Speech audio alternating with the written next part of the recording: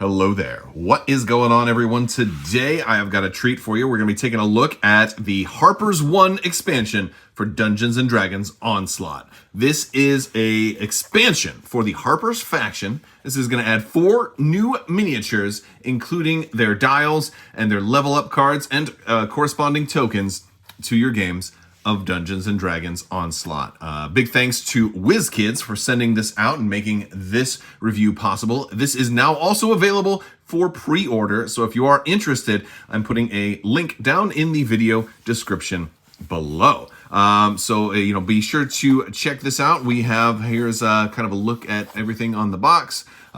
It's pretty cool. So if you have played Dungeons & Dragons Onslaught, you have seen the Harpers. They're in the core set. You've got 6 figures, but you can only use 5, so the choices aren't too terrible. You just have to kind of pick one not to bring.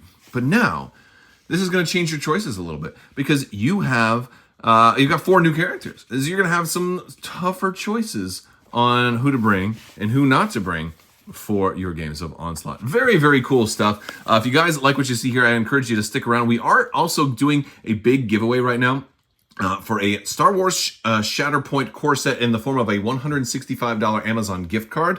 If you win that, of course, you can use it on whatever you like. If you want to have a chance to enter to win that, you just have to be a subscriber and leave a comment on this or one of my videos. It's as simple as that. I want to know some of your favorite creatures in the Dungeons & Dragons realm. What are some of your favorite monsters or NPCs or whatever? But let's go ahead and get this box open. All right, so I've cut the tape already, and I'm going to take a look at this. Now, this is pretty cool. They wrap I'm guessing this is the miniatures in here in a little package, so they don't, aren't bumping around too much. So let's see, we've got some tape on here. We've got some miniatures. We got to have the miniatures. All right, we're gonna look at these in more detail. Oh my gosh, look at this guy. Oh my goodness, I love him. Oh man, I love the way. Wow, that's really good. These are pre-painted miniatures, and that looks really good. Look at this guy. We got the little, we've got the torch, so we got some acrylic effects going on there too, which is a very cool extra detail. I am liking it. Oh, look at the Harpers logo on the shield there. Wow, they have really kicked it up a notch. These are exceptional. Oh my gosh, look at the little fish man. What the heck? I don't even know what race this guy is. I love him, though. I'm going to look him up, though. And, of course, I should be looking at the cards and everything first, right? And look at that. Ooh, look at that fireball. That's a big fireball. She's getting ready to do lots of D6s of damage on everybody. So that's everything that's in that portion. We've got our cardboard and everything else right in here and on this section. And what I would suggest, when you get an expansion, you're going to have like a piece of paper like this, which is going to be like a rules insert. If there's any new special rules for any of these characters, hold on to these because I almost tossed one away, and there were some important rules I needed for one of the other expansions. And so very cool. So we've got our dial card anatomy here. We've got our condition tokens here. This is going to be fun, especially if any new conditions are added. I think chaotic and evasive are new. They might be in the core rulebook, but I don't think I've used any characters that had these applied to them yet. So that's important. So very cool stuff. And of course we have our play testing and game design and all the credits. So big thanks to everybody that helped make this possible. There should be a lot of familiar names for you folks on there too. So look closely, pause the video if you're a fan of a lot of the other games that I cover. You might see some familiar names on there, which is always cool. Let's go ahead and take a closer look at the dials, and well, we've got the tokens right here, and we've got, these are double-sided, which is cool. We've got, and these are great ways to sub your minis in. So if you guys also are big fans of miniatures, sometimes people will pick things up just for the minis. You're supposed to use these tokens to mark when your character dies, but also, like if you were to sub out, like you want to proxy a mini, one of the things I think is cool is because you can always put this on the board if I've got a different bird mini or something like that. And I mean, I don't think I'd want to proxy this guy anyway because he looks awesome, but I could be like, hey, you know what? I have my own bird mini. Let me put him on there, and he's gonna be. But at least this way, you know which character you're proxying for. So you're allowed to kind of you know, there's certain things that they encourage you to be that you can do for other D&D minis, but if you had something else you wanted to do, this is kind of how you would do that. But these are great minis, though, so I don't think I wouldn't do that for these. I might do that for some other ones, but definitely not these. These are awesome looking, especially this guy. I love the wash effect that went on here under the wings. Looked really good. This is excellent for especially for pre-painted minis. All right, let's take a closer look at our cards. All right, so first up is Ayer, the Drunken Monk. Very, very cool. I really like this miniature. Have I said that already in the video? I probably have. I love that he's got his little jug of wine. Let me know what you think is in that jug in the comments below. I'm curious. So he's pretty cool. He only has 10 health, 14 AC, 3 movement. So you know he's not as tanky as some other tanks can be, but he's going to do a lot of damage. He's definitely an offensive monk and maybe a little unpredictable for your opponents at least. He's going to be able to make 2 attacks at enemy at range 1 or up to 2 enemies, so you can hit 2 different. So he's kind of spinning around slashing, right? So he wants to get into the middle of a lot of different opponents, which I think is awesome. So he has the standard opportunity attack. He gains XP after he moves adjacent to 2 or more enemies, which he can do easier by his bonus action of Tipsy Sway, which he can do. It's got a 1-round cooldown on that, so he can do that quite frequently. He attacks 2 different enemies at range 1 with talons.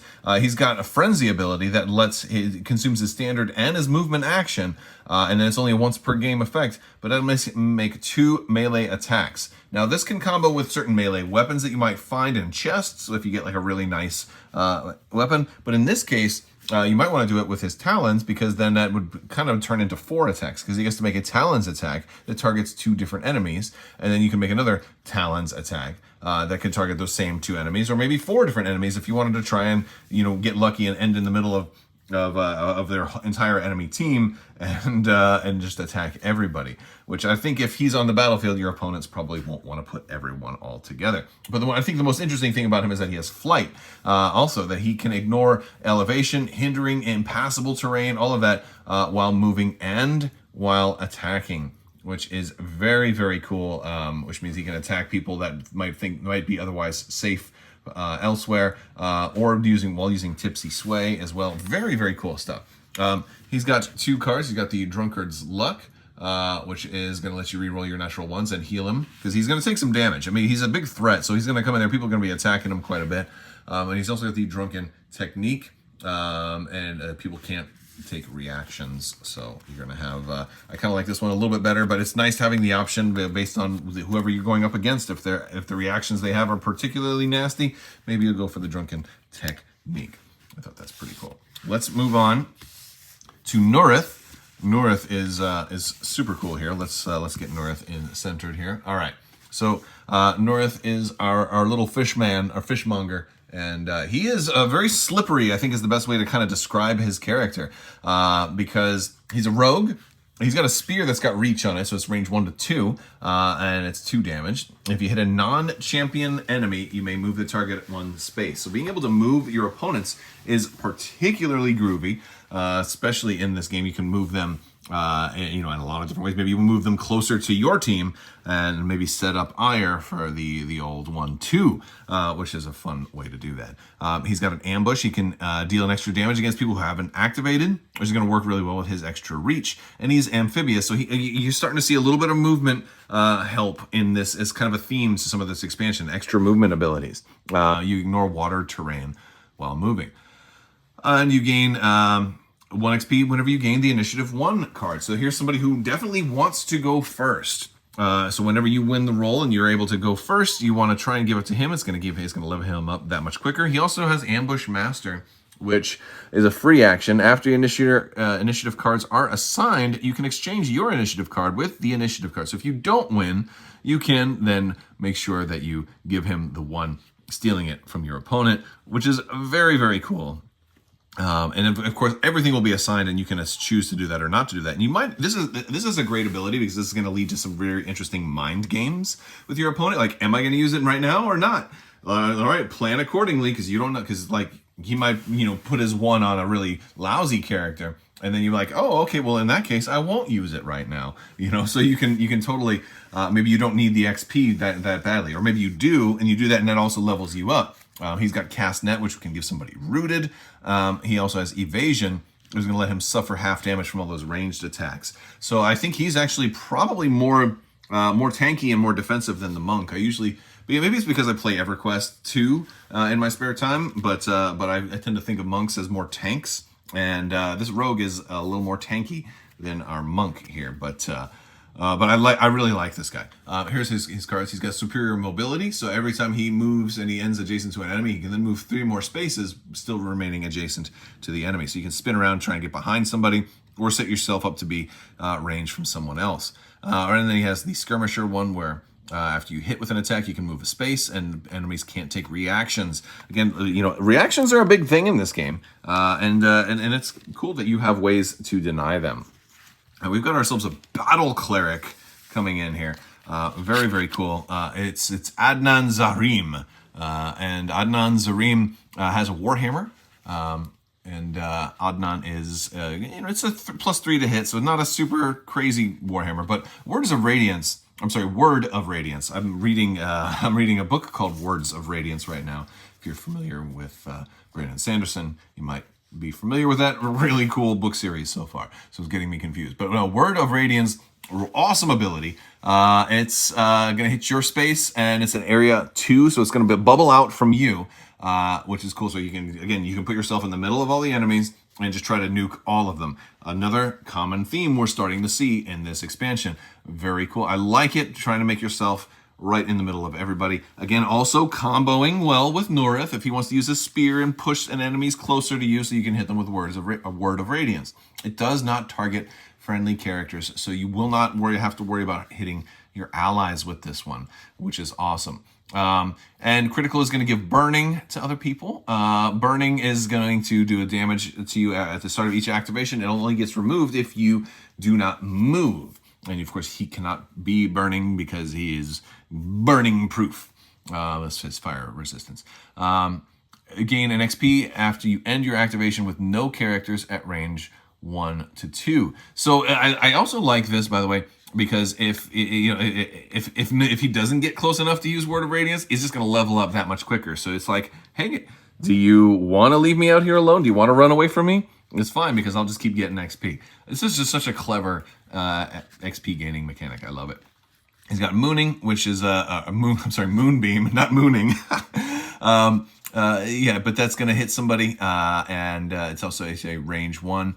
You can hit the it's almost like a little mini fireball, and it can hit burning on people, so I really like Moonbeam. And you've got Twilight Sanctuary, which can heal everybody at range 0 to 2, which I also really like. He's also got a standard opportunity attack. The level up abilities for Adnan are an extra health or healing, and your +3 to attack on your melee, on not just your Warhammer, but any melee attack. So if you this is like a good one if you happen to loot like a really good sword or axe or something like that, and you want it to have even higher chance to attack, which is cool, and it's going to give them burning, anybody who hits. And of course, the cool thing about burning too is that, like, it limits enemy mobility, which also kind of has synergy with everybody else. I'm like, do you want to like stay still, not move, and put out your fire? Good, because that lets everybody else do what they need to do and get close enough to you and get everyone down, which is awesome. Then the Illmatter's Ire, enemies hit by your range attacks gain burning. So if you do your Words of Radiance is a ranged attack, or if you happen to loot a bow or something else. So I think Adnan definitely wants weapons. I think that's something that this character is like. This character really wants to go after the loot, or have somebody else on your team with mobility, like a flying bird that can, imagine that, a flying bird. Have you heard that the bird is the word? But yeah, so and I feel like you want to get this guy some extra weapons to kind of make him a little more powerful. I think that'd be fun. And now we have my favorite character of all time. This is it just fits into my playstyle in so many games. Eileen Rum Runner is a wild magic expert. I love you, Eileen. She's amazing. She's a sorcerer. She's got Firebolt, pretty standard, range 2 to 5. plus 5 to hit, 2 damage. So a decent ranged attack. Critical is going to be an extra damage, and it refreshes wild magic. Let me just start off. Let's just talk about wild magic. You're going to roll a die, 1d20. This is a bonus action, by the way, and it only has a 3-round cooldown, so you're going to be able to use it fairly consistently. But so much of what she does refreshes it, which is amazing. So ideally, I think you'll probably be able to use it almost every round, which is awesome. And you gain an XP every time you use it, which is also awesome. So you roll a d20, it's going to do different things. So on a 1 to a 7, a friendly character heals 2. That is incredible. And this is also going to help you maybe if you want to run with less healers, or if you have this guy who's running in trying to go in the middle of everybody and getting hit the whole time. Hey, now I can have an extra way to heal you, which is fun. If I get an 8 to a 14, an enemy character suffers a damage, which is really cool. If I get 15 through 19, I get to teleport range 3, which is also the same as her expeditious retreat. Instead of an attack of opportunity, she gets to run away. So she's very like, I'm going to get safe. By the way, these don't have range restrictions on them. So so here's somebody that can go like loot chests and stay away from the battle while still doing wild magic. Maybe also doing firebolt too, because this is just a bonus action. This is incredible. And if you get the 20, you get all 3 effects. Absolutely wonderful. It's my favorite thing ever because it's so random, and it accounts for my lack of strategy and my dependence on raw luck. So I love wild magic. Thank you for creating this character. All right, and then Tides of Chaos, another bonus action. Once per game, you're going to gain Chaotic. Friendly characters gain +2 to their highest d20 rolls and -2 to their lowest rolls, and it will refresh wild magic. I mean, the first time I've ever thought of like, here's a character that like I want to do 2 bonus actions, so I'm not even going to move.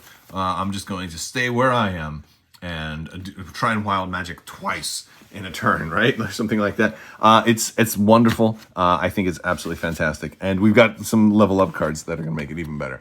So we've got Controlled Chaos. While you use wild magic, you roll 2 d20s and you choose either result to use. I love that. And then we've got Wild Magic Surge. Here's a once per game ability. You can roll 2 dice, and then it's awesome. It is a free action too, so it doesn't count as your bonus action. Roll 2 dice. For each die, 1 friendly character suffers 3 damage. Ooh, all right. For each 1. For each 2 to 10, a friendly character it heals 3. For an 11 to 19, an enemy character suffers 2. And for a 20, a non-champion mini teleports 3. So that is a really fun one. And that, of course, you can still also use wild magic with that because that's a free action. I think she's super fun, and I can't wait to have her in every single game that I play for the rest of the time. It's wonderful. All right, that is going to do it for the Dungeons & Dragons Onslaught Harpers 1 expansion. I love that factions are getting expansions. Look for more Dungeons & Dragons Onslaught expansions in the future. I will have plenty more Dungeons & Dragons Onslaught coverage coming, so make sure you stay tuned. And if you want to pre-order this now, a link will be available in the description below. I want to thank you guys so much for watching. Again, big thanks to WizKids for sending this out. I am eagerly looking forward to getting these guys on the table. It is going to be a very fun day for D&D Onslaught, and I will talk to you later. I want to thank you all so much for watching. May the force be with you. Live long and prosper. Be excellent to each other. The spice must flow, so say we all. And cowabunga.